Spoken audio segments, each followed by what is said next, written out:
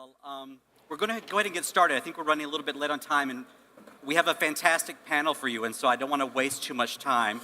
But I did want to just first of all thank Sagia, our host, and I also want to thank all of you in the audience for being with us. I also want to challenge you to be thinking big thoughts over the next 40 minutes, because we're going to open this up to you to grill our panel. They've got some provocative ideas, and I want you to be able to engage with them.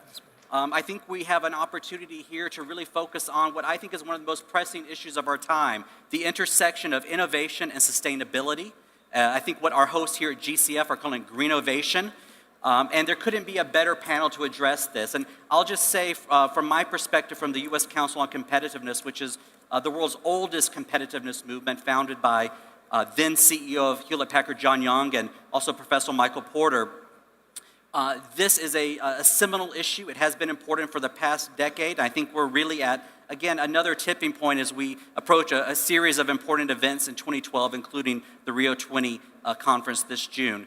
But I'm going to first introduce our panelists. We have Joe Abdeligan, we have Michael Sizz, and we have Abe Scher. And each of them are going to give a combination of some opening remarks, some PowerPoint presentations, some video, so there'll be a lot of energy. So I encourage you to sort of feel that and be with us. Also, feel free to tweet and hashtag this. We will be following, and we'd love to see your comments. So Joseph, I'm going to turn to you first, please. Thank you very much.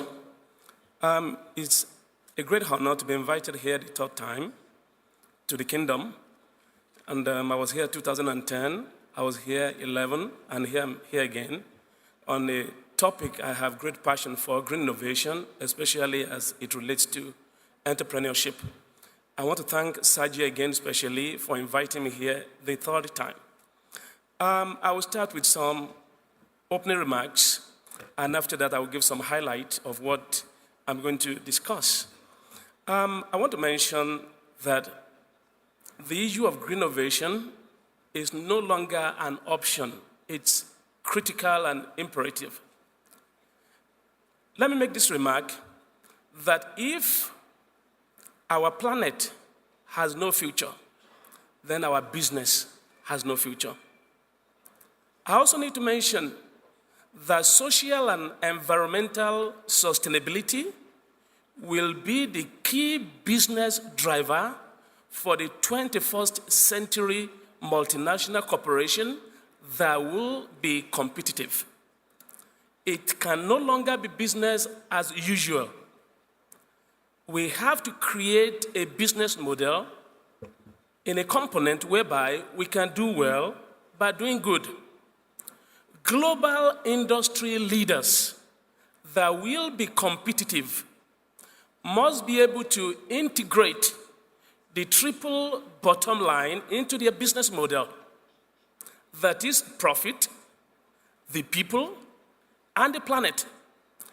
I'll give some highlights of the presentation I'm going to give. One, I'll give global pattern in waste emission trends, energy demand, and supply.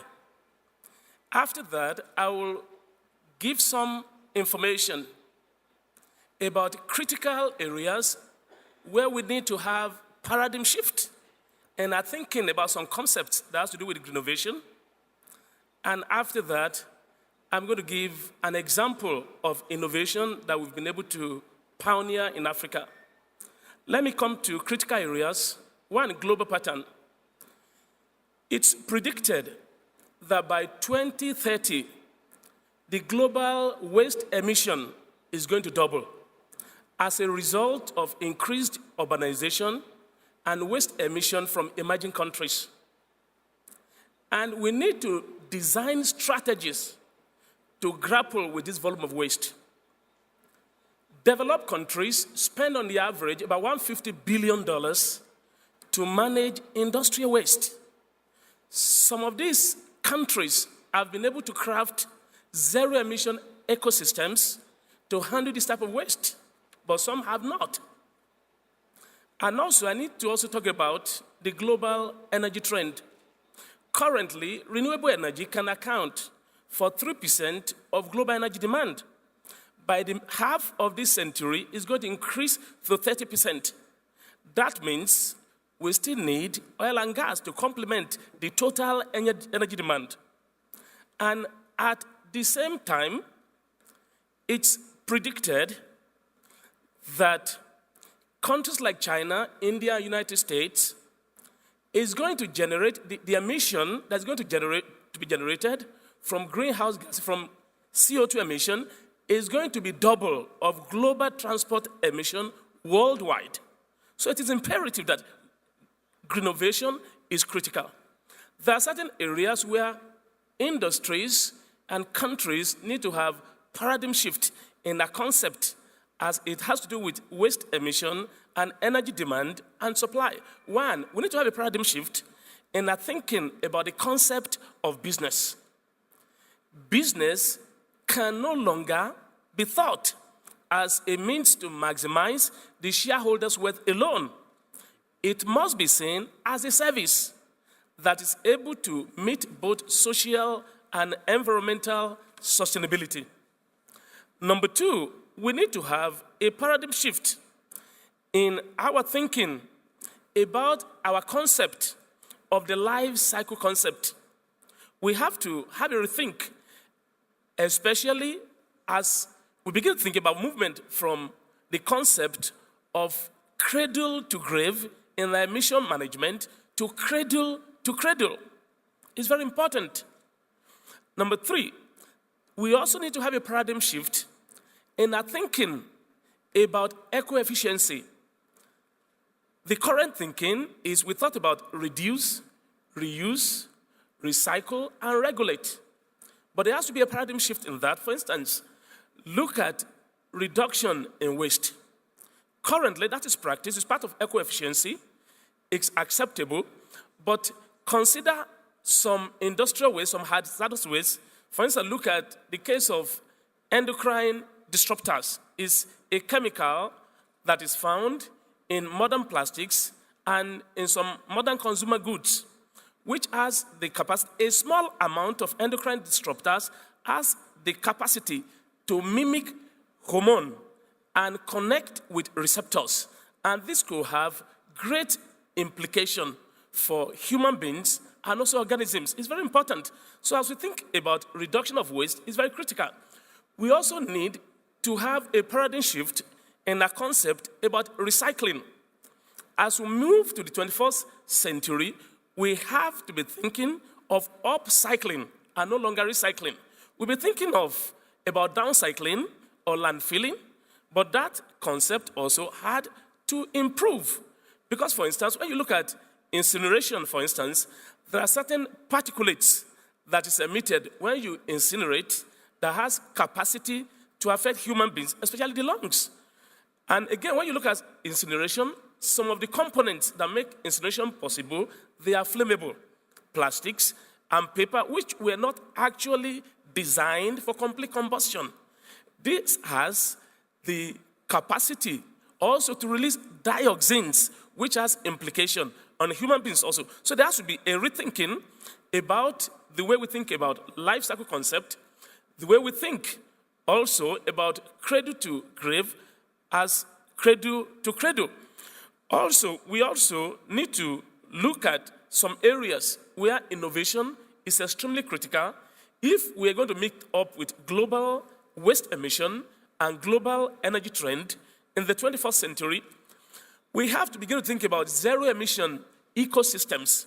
For instance, we have to be able to design our systems in a way that mimic the emission of the planet.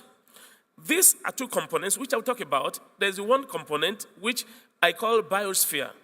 The other one I call technosphere. The biosphere is a biological process by which the planet emits waste. And the second one, which I call technosphere, is a process whereby industry emission is not actually emission. It can actually go back to industry and become a raw materials. So if we can work into these two phrases, we can actually get into what I call a zero-emission concept, which is critical if we're going to move into the 21st century with confidence. Now, let me talk about the innovation we've been able to pioneer in Africa, and I'll stop there. We've been able to generate clean energy from food processing waste. And we've had for abattoir waste, and we also have for cassava waste. We have this innovation whereby several animals were slaughtered every day, and over 1,000 and waste are discharged into river bodies untreated. We've been able to develop a technology which can actually not only treat this waste, we can treat the waste and be able to get to environmental threshold, but we've been able to create a zero emission technology whereby the waste is treated, and at the same time, we are able to generate methane, which drive gas engine to produce electricity. And apart from that, we have sludge from this reactor that can be used as organic fertilizer. And this is where the zero emission concept I discussed comes in. Not all kinds of waste can actually go through this process. For instance, there are certain sludge from certain components of waste, if they are not initially designed for that purpose, that the sludge can actually have chemicals that can contaminate our agricultural lands. Instead of getting products that are friendly, they may not be friendly.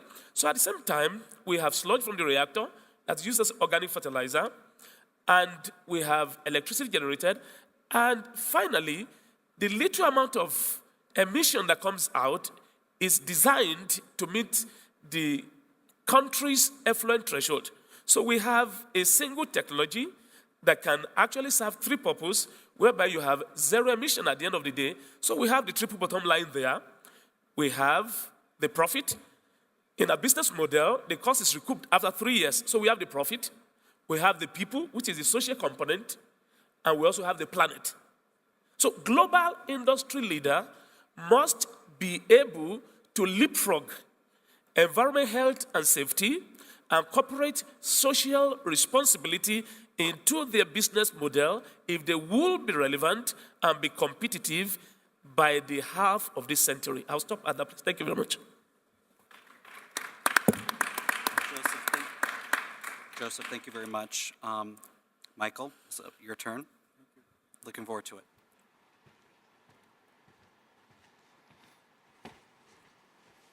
I have to admit, something just happened to me sitting there listening to Joseph.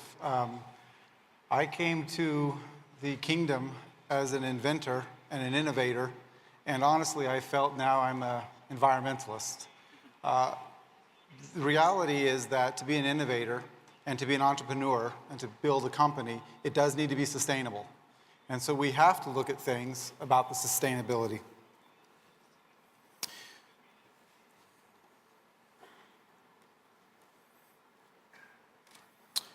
So innovation to me is the key to moving forward. It's the only idea that can in fact change the path that we are currently on. Innovation has provided us our most basic needs, from shelter to comfort to illumination and language. Innovation has provided us tools for business and commerce. Innovation has helped us obtain great aspirations of travel and flight, has allowed us to capture and relive once-in-a-lifetime memories, improved our connectivity and access to the world, entertained us, kept us well, and most importantly, has extended our longevity. So from the most basic needs to near godlike results, innovation has profoundly impacted our lives. The question is, can we apply Moore's law to innovate quicker and faster, and achieve effectively nirvana? And that depends. Innovation itself has a dark side. Excluding ideas that are like social and political and environmental, all innovation typically ends up in a product, as Joseph was just talking about. And the products come from somewhere. Products don't come from air. Products come from other materials. And all those materials, regardless if it's for your new tablet or your smartphone or your textiles, those materials all have to come from a root source. There's one provider of all those materials. There's one store that every manufacturer goes to get all their supplies so they can manufacture and make products for you. It's a global monopoly. Should be the biggest company in the world.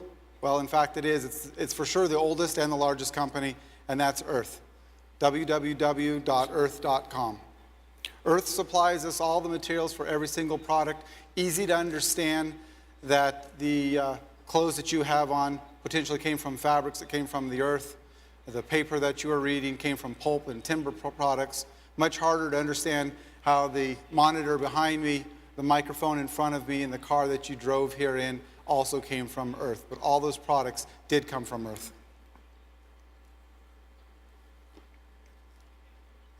So what's different about innovation today? I mean, literally right now than it was just 10 years ago, and that's the difference of sustainability.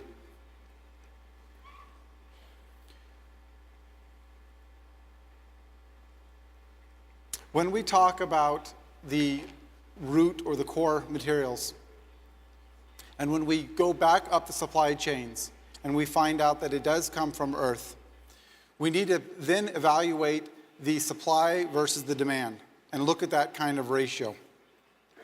Let's do that really quickly because for a long time, a very large amount of material has been stored for our use. And in perspective, in a very short period of time, we've been consuming those materials. Remember, without those materials, we cannot make any product. Without those products, in most cases, we cannot build houses and so on. So this stage happens to be 16 meters wide, roughly 32 of my steps across the stage. If we were to take that far edge of the stage right there and call that today, the Global Competitive Forum, and you were all on the very edge of that stage, that's today's moment, and we went to that far side of the stage, and we said that's when Earth was created 4.5 billion years ago. This will be the visual time frame that we're going to be looking at. So every step that I make across the stage is roughly 150 million years, a long time. We need a long time. We use a lot of products. We need that warehouse to be storing a lot of our materials. 150, 300, 450 million years. Let's put some other milestones within this time frame. Dinosaurs took their first step, where would you think? Closer to this side or this side, somewhere in the middle? Somebody pointed me this way. It's actually this way. Tell me when you think I should stop. Dinosaurs' first step, the beginning of Earth and today. Stop. Nope. In fact, the dinosaur's first step is 1.5 steps away from the edge. So the beginning of Earth, dinosaur's first step. Let's put another milestone on this time frame. Humans' first step. Does anybody think it's this way? Good. It's definitely this way. We split the difference. Does that seem fair? Humans' first step, 190,000 years ago, is 1.5 millimeters away from the edge of this step, from the stage. Humans did not get onto this time frame until the thickness of this coin, 1.5 millimeters. So if I set this coin right here on the edge, on this side of the coin is when humans first came onto the earth. On that side of the coin is today. So a relatively small amount of time. The issue is, when we first came on the earth, we didn't consume much. It was a pretty natural, organic relationship, very biodegradable. What we took, we returned. So let's break this down one more time. The next milestone I've picked is the Industrial Revolution. Around 1840 to 1860, the middle of that around 1850. That's when we started mining for ore and growing for timber and casting and forging and making things and locomotives and consuming things to create power. So within this coin, I need to now make that representation. I need a higher resolution. In fact, I couldn't use my hair, I have to use an eyelash. If I could pluck an eyelash and set it on that coin, that's still not small enough. I need to take that eyelash and cut it 100 times. Take 1/100th of that eyelash, set it on that coin, and set that coin on the edge of the stage. That 1/100th of an eyelash is in fact when we started consuming the products that the entire time frame has had to build and supply for us. And even that's not accurate. Because within that 100th of an eyelash, we didn't consume much at the very beginning. We were making big things. Ford was making 1,000 cars a day at one point, early on in the Industrial Revolution. And if you were outside of a large city, most people had never even seen a car. So you have to bias that 100th of an eyelash to this side, not that side. It's amazing. All that time to produce, all that small amount of time to consume, and right now, there are materials that we're running out of. We know oil is not infinite. We know oil has a date on it. So that's what has changed. 99% of all innovation, which results in products, has occurred in 1/100th of an eyelash. So what does innovation need? What do we need to do now that's different? Literally different than just 10 years ago. Our innovation needs innovation. I call it innovation squared. It's not good enough just to innovate anymore. We need to innovate our innovations. We need to have a higher purpose for our innovations. In fact, Joseph just touched upon this exact thing. This is uncoordinated. This is how much we believe in the same issues. 10 years ago and before, we used to innovate. Now we need to innovate square. Before, we used to just simply build in obsolescence. Now we need to reduce. So I'm not sure if you're aware, but every light bulb could easily last 100 years. It took a long time to design a light bulb filament so it wouldn't last more than 1,000 or 2,000 hours. No company could continue. That was the thought, if they made a light bulb that would last a lifetime. We need to now recalibrate and figure out how we can make a business out of those longer, more durable products. Instead of replacing the product, we thought it was innovative for us to make a product that was so cheap that instead of repairing it, we would just replace it. That's no longer the way forward. We need to, in fact, figure out how to reuse these products. One point when the product was done, we would simply discard it and go to the next. No big deal to get a new phone every year. It's exciting. That's what we're told to want.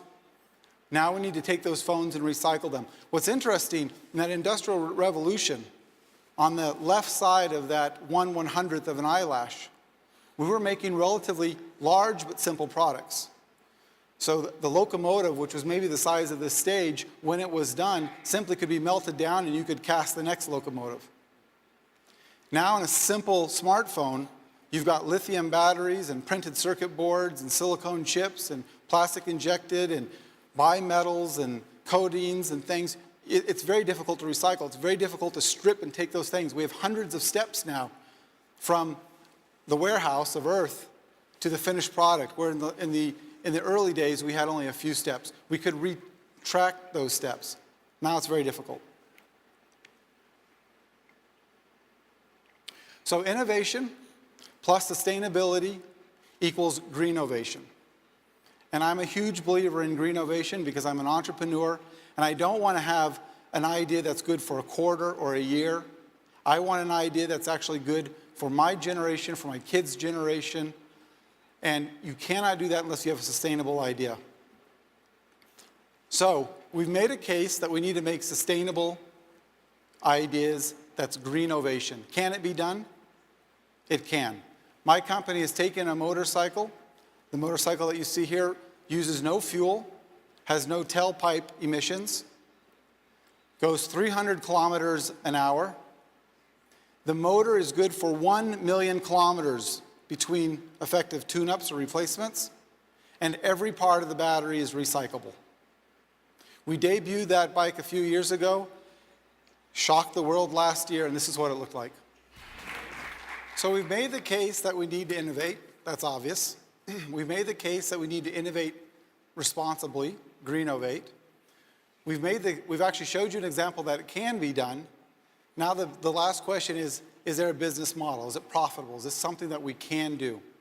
A year ago I was here, and basically about when the dinosaurs started, so I think the lectern was a little more over here to the right last year, I stood here and right in this area, I debuted a new product. We took the technology from that motorcycle, we repackaged it into the world's first complete integrated drive system This is what automobiles would use for, in replace of internal combustion engines. It was just a working, it was a non-working idea at that point. We went back to Portland, Oregon, spent all year designing, engineering, manufacturing, testing. We completed tests just in December. We met or exceeded every priority that we set up. And I'm happy to report that this month I have received the first order for $27 million of digital drives. So there's a strong business case behind Greenovation. It is something we must do, and it's something that I will continue to work for. Thank you. Michael, thank you very much. And I think between you and Joseph, we've had a great kickoff to this panel. And Abe, I'd love to welcome you up to the lectern and continue the trend, and we'll open up to questions very soon.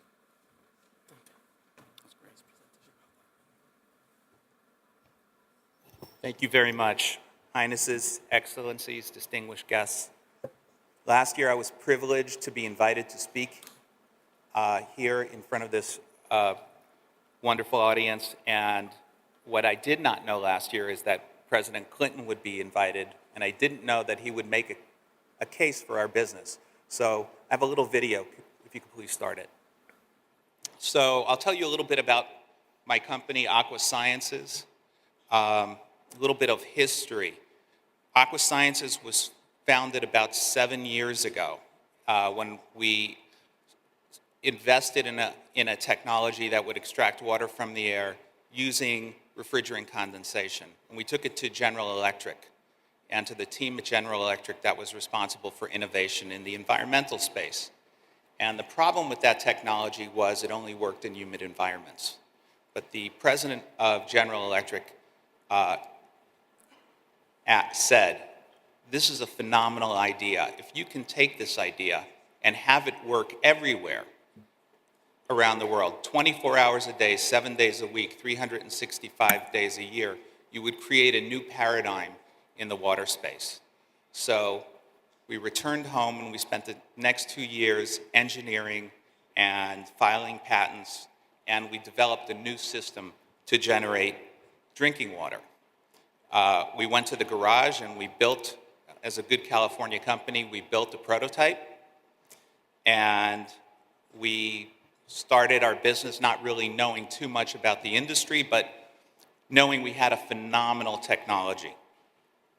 So with the first prototype, we had called Boeing and the US Army, and they saw our machine and they said, you need to come to us, and there was a competitive bid for water systems that we participated in, and we won that bid, literally in ignorance, not knowing that the US Army was developing water systems, not knowing that generating water from air would be something that industry would be interested in. We looked at it as perhaps a humanitarian project. But as we got into it, we realized that the market is immense, and we delivered our first machines by competitive bid to Boeing and the US Army, and our business launched from there. We had two dreams in our business. One, to make our water system ubiquitous around the world, to make it available everywhere, and secondly, we wanted to demonstrate that the technology was so strong that we could make water even in the driest deserts in the world. So we wanted to have a model where we could do good for society and at the same time do very well as a business. Well, the problem we discussed is apparent. Today, 1.2 billion people lack access to clean drinking water. By 2025, 1/3 of the world will be water starved. About 25 billion people around the world will not have ready access to clean drinking water. To put it into perspective, today, 6 to 10 million people die from diseases relating from lack of access to clean drinking water. And our solution, making water from the air, is an answer to that problem. And the problem is really addressed by zooming out of the Earth and looking at the planet from outer space. And you see the entire planet is enveloped in an atmosphere. And that atmosphere contains a great amount of drinking water. As a matter of fact, if you look at the picture on the left, that's the water cycle. So it turns out that even the water in the ground makes its way up to the sky. It condenses down in this water cycle. And what we figured out how to do is to put a tap in the sky, tap the atmosphere, and produce drinking water in great quantity at a very reasonable price. Now, we started off with the basic applications of disaster relief. In a disaster, water is very expensive. It's very hard to come by. The existing sources are contaminated. And our machine basically is fully off the grid. You could take it to a disaster area. It'll generate a lot of drinking water. And in fact, we have done so in several disasters, and the machine has saved several thousands of lives. It turns out that the military also has a huge need for water. About 30 to 40% of an Army's sustainment cost and logistics load is water. And if the troops can produce water in the field, that would save a tremendous amount of cost and lives from not having to transport a great deal of water. 1 gallon of water, about 3.8 liters, weighs 8 pounds and takes up about a cubic foot. So an average person consumes about 15 gallons a day between drinking, hygiene, and cooking. So you're moving the equivalent of 1 person a day in size and weight in water for a person. So it's a very acute problem for the Army. Now, independent of the Army, there are massive commercial applications, residential. There are a lot of new communities that are being built that don't have access to infrastructure. And it costs billions and billions of dollars to build this infrastructure. Not to mention the villages and communities around the world that just plain don't have water. You have women and men walking hours to a water source, putting bottles on their head and traveling back home just to cook and to drink for their family. It's not a sustainable solution. We need to bring new solutions to these people. And also, if you look at oil extraction, these oil rigs all have workers on them that require drinking water. And we've actually had applications, which we'll talk about in a little bit, where we sustained oil rigs with their drinking water requirements. And then, of course, vehicles, industrial and commercial applications. Well, this is the Entrepreneurship Initiative. And as entrepreneurs, we had to look at our competition. And we had 3 primary areas of competition. 1, bottled water. And the challenges of bottled water are obvious. It's expensive. You have a tremendous amount of waste that gets put into dumps. The plastic in those bottles lasts for years and create an environmental issue, which is becoming catastrophic in some places around the world.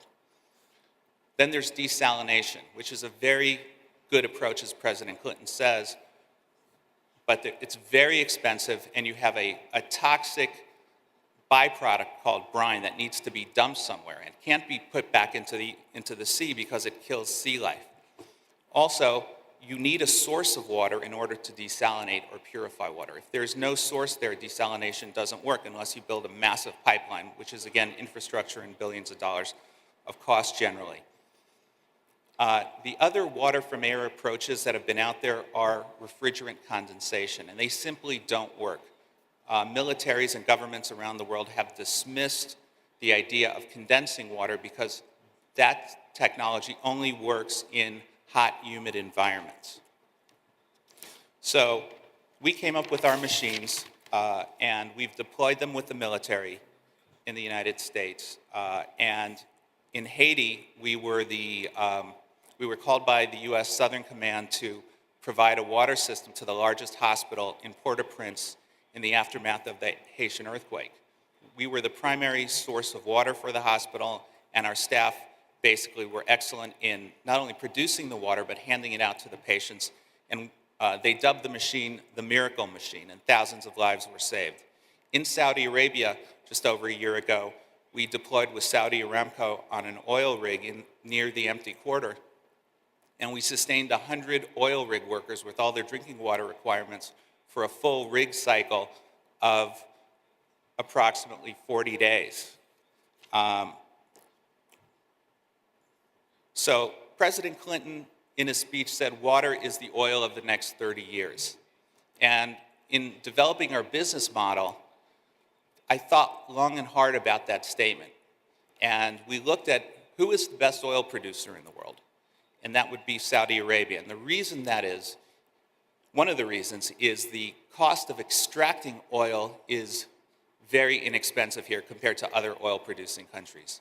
So in taking that analogy to our business, the thought is if we can produce water better and cheaper, if our extraction costs from the atmosphere are as low as or lower than desalination, then we have not only a patent-protected product with over 150 patents worldwide, but we have an economic case, an entrepreneurial case that will meet a very, very large demand, approximately the market size being 1/3 of the world's population by 2025. So we decided to develop a machine, which is under development right now, that uses primarily solar and sustainable power to generate water for families fully off the grid, and to bring that product in at a production cost of less than desalination, and the cost of the product at smartphone prices. And we hope to be able to demonstrate that to you next year. And again, we can scale this technology both up and down, so we have plans for the same type of sustainable product for larger scale plants that can produce water for villages and communities around the world that are water starved, and to have this as a viable alternative to desalination and other water sources. So in closing, I just wanted to say thank you to the government and Sagia, and I look forward to seeing you next year with some big announcements. Thank you. Abe, thanks a lot. I hope everyone in the audience will agree this has been, well, not only entertaining but provocative. I have a lot of questions in my mind, but I would prefer to open up to you. So we've got about 25 minutes for some questions. So let's go. You, sir, please. I think a mic is coming your way.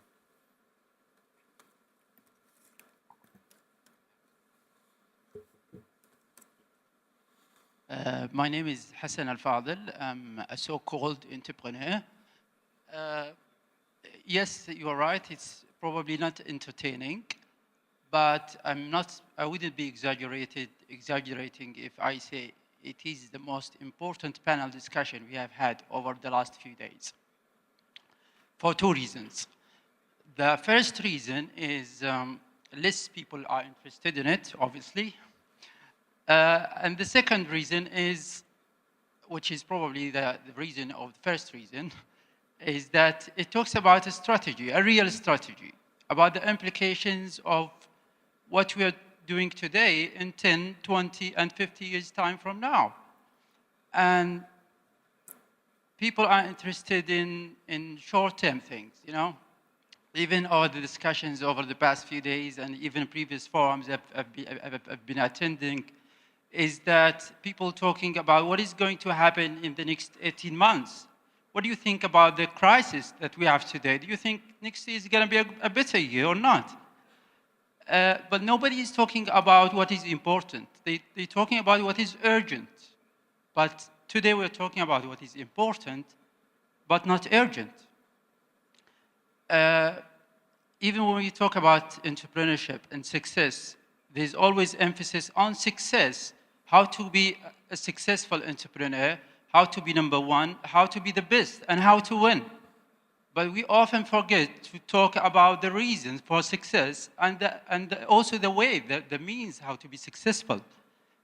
After all, I think it's important to be successful and a successful entrepreneur, but it's as important as it is done for the right reasons and by the right way. Sorry for not raising a question. Thank you. You're welcome. Well, let me ask the panel if they have any response to your statement. I think the one thing I might just say is I agree with you about the importance. I actually still think what they're talking about is actually urgent. I think they've tapped on something that perhaps we haven't heard in some of the other panels. So I don't want to challenge yours. I actually agree with you, but I think they've tapped into something that's important today. So I don't know if you guys want to respond to that or. Yeah, what you said about successful business, a successful business, like he has said, is not only a business that makes profit. You're actually successful when you're concerned about your environment, about the planet, and about the people. That's the inference I could draw from your statement. Okay, why don't we open up another question in the audience? I have one back here. Yes, sir.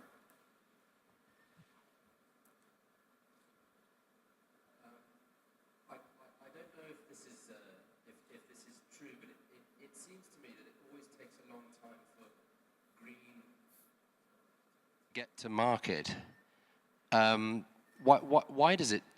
Is that true? And if it does take a long time for green products to get to market, why is that? Michael? Well, I would say in reference to my area, which is mainly on electric vehicles and digital drives, it is taking time. First of all, you have 100 years of legacy, and so you have people that are used to a certain, honestly, character and style, and it's not easy to change that overnight. There's also an economic issue.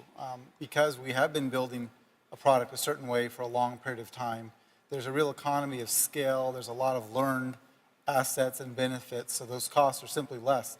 The new, typically in its earlier stages, is more costly. So I think that's probably the issue. We simply tend to focus on the single bottom line right now, which is the profits.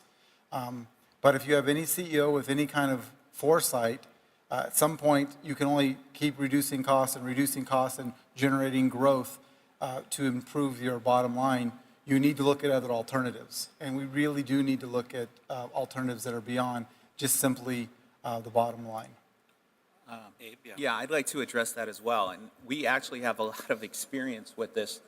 I think President Clinton in that video clip said that changing the order of things is extremely difficult, that the people who are in business, companies, bureaucrats that might be threatened by new technologies because A, they may disrupt the existing business, or B, more importantly, they may be embarrassed if it doesn't work, is a big barrier. That would be number one. And then the second issue would be cost. So, today, if you look at the cost of a smartphone, it's pretty inexpensive. It's relatively affordable by the mass market. And that's proven out if you look in Africa and those places. The penetration of smartphones around the world, even in poor communities, is immense. But 5 years ago, the cost would be prohibitive to even middle-class people. So I think there's a cost cycle, and with new technologies, especially green technologies, the initial prices are high, and prices drop over time as they become commoditized. So I think those two elements really affect the adoption of new technologies, especially green technologies.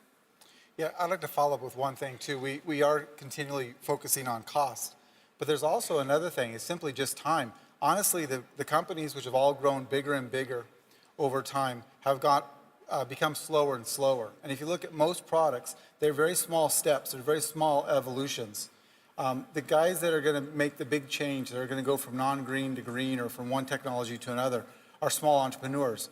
And basically, we don't have all the tools, and so it takes us a while to gain those tools. So the ultimate solution is the big companies would partner with the small companies, use their speed and innovation of the entrepreneur, use the larger existing tools of the big company. That's how we're going to incorporate these products quicker. Thanks, Michael. Joseph? Yeah, I think it's a function of the type of industry that you operate with. For us, we're able to have 3 years return on our investment, but we've conducted studies across sectors of industries in Africa, and we discovered, for instance, for pulp and paper industry, the return on investment is shorter time, but for other industries is higher So it's a function of the industry that you operate in. Great. Sir, I know you have a question. Here comes the microphone.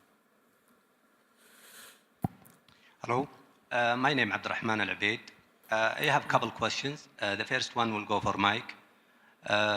It's very interesting what you showed us. It's the future. But my concern, what is the source of energy? It looks to me there is a need for sustainable energy. And the second part of my question is for both for you and for Api. Saudi Arabia now, there is a big movement. We have in the new generation more awareness about sustainability. The government, different institutions in technology, they are giving support and sponsoring with the grants. Now, your companies, they are coming with the new ideas and it's related to something we have in this country. It is the solar energy, we have the sand, we have the sea. And another dimension to your discussion, maybe we can consider even algae as part of the sustainability for fuel for future. So I don't see any collaboration, or you didn't mention any collaboration to work and to develop such technologies in partnership or in help in this country to be next to your source of energy. Thank you. Right, so the question to me was, what's the source of energy for the electric motorcycle? And that's obviously an issue all the time. People are saying, well, you're burning coal in the United States or in China to create electricity. There's an inefficiency loss. What's the point? Well, the point, that is true, and that's not a good source of electricity. But that is not the only source of electricity. And though I'm not focusing on generating the electricity, there are thousands of innovators and entrepreneurs that are. Obviously, from where I am, Portland, Oregon, in the northwest of the United States, hydro is a big source of electricity, and our wind farms are propagating like crazy. So it would be very possible to have electricity that was from a 100% renewable source on, for example, that motorcycle.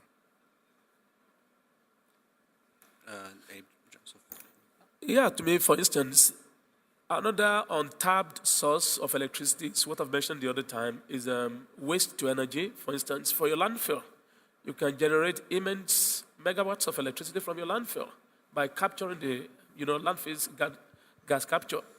As a matter of fact, we have over 4%, about 4% of global greenhouse gas emission come from waste. So it's a huge resource that we can actually capture. 4%, that's a huge. And to address what you said, we actually do have Saudi investors and partners. And I didn't mention, but our primary business model, why are we in the Kingdom of Saudi Arabia? There's a water shortage here. There are good water solutions here, but they don't address the entire problem. It was very, very important. I think talked about not only partnering with larger companies, but having the right strategic partners and investors to help nurture these fantastic new innovations and bring them to the market, to break through the barrier of doubt. We were fortunate in that we had a deployment in Haiti after the earthquake. Thousands of people got water, and we were told thousands of people's lives were saved. That's a pretty important milestone. But how do you take that now and translate it into penetration into a country like Saudi Arabia? You need partners. So I think I speak for all the companies here that we are, I'm very pleased to have wonderful partners, and all of us companies are looking for more partnerships to establish our businesses. So I think we're open, and I think most companies are. Okay, I've got two questions lined up. I'd like to turn here first, and then we'll come to the gentleman here next. Hello, my name is Natasha Matic, and I'm with the King Khalid Foundation. Hello, thank you very much for your wonderful presentations, very important. My name is Natasha Matic, I'm from the King Khalid Foundation, Saudi Arabia, and I would like to hear from each one of you, what do you think is the main reason, one main reason, if you can identify, that is the biggest obstacle and the barrier for the creation of companies like yours and for their growth? Thank you. She's looking for one reason for a major barrier for formation of companies like what you're doing. What in your mind? Who wants to go first? I think the major barrier is just simply that we have to duplicate a lot of efforts because we're small companies compared to large companies, and there's amount of distraction that we can't apply to our focus of the product. My biggest concern and the reason that the thing that I think I'm most fearful of, not only about my company, but about employing Greenovation in general, is just simply the inability. I mean, you're seeing it in the Republican debates right now in the United States. It goes on almost every night. Our inability of just taking big mechanisms and companies and moving them. They just don't move. There's just not great leadership. Everybody's scared to death about making a change and risking something and potentially losing market share or seeing the profits drop because they'll be removed. I mean, there's just a huge amount of fear and a lot of ineptness. It's amazing. They're good at what they do, and they keep making that sharper and sharper and sharper and finer, but we need to make a dramatic change. We're a very large ship that needs to quickly, it's like unfortunately what just happened in Italy, right? We need to make the very fast change. The rock is right there, and we don't want to capsize. That's very good. I think also what's interesting is there are a lot of little problems. So there's capital, there's resistance to new ideas, there's competition. But, you know, I think who said it best was Sir Edmund Hillary, the guy who climbed Mount Everest first, who's credited with climbing it first. And he said, "It is not the mountain we conquer, but it is ourselves." If you're an entrepreneur, there are going to be 1,000,001 barriers. And every day, the barrier is going to change. You have to be persistent, passionate, find the right partners. And that goes back to your partnership question, because those partners, it's like a small kid on the schoolyard. If he has a big brother, no one's going to pick on that kid. So the same idea. We have to just look at our challenges and be persistent and power through them and succeed. Joseph? I think the major thing is people are used to business as usual, but people are watching for success stories. Once you can demonstrate success, people are willing to support you. So demonstrate success, and you attract other people to support you. Right. The gentleman here, please, sir. Hello, Miasser. I had a question about the water extraction. It's a bit technical, so I hope I don't bore everybody. The last slide or one before that, when you talked about the personal unit that generates around 10 gallons of water for families using solar energy, how much area do you need of solar energy to be able to generate that kind of water? Just to put in perspective how much land you need to cover to generate enough water to sustain a town or something. The answer, I cannot give you a specific answer because we're in the process of filing patents right now, but what I can tell you is the goal is to make it as small as possible so that it fits in a home, that you don't have to go outside of the space of the box itself to generate the solar energy. It's actually something that we hope to announce next year, but it's a major innovation in the way solar energy is being used. Right now, solar energy is being used primarily to either generate electricity or heat water for heating purposes. Well, we're using solar to generate water. That's never been done before. And we have to do it within the constraints, I said, because in order to be competitive in this marketplace, you have to come in cheaper. And the more space you need, the more expensive it is. So our goal, again, is to bring the product in at the cost of a smartphone and to generate a family's drinking water needs and to sell hundreds of millions of these units around the world. Thank you, Abe. Any other questions from our audience?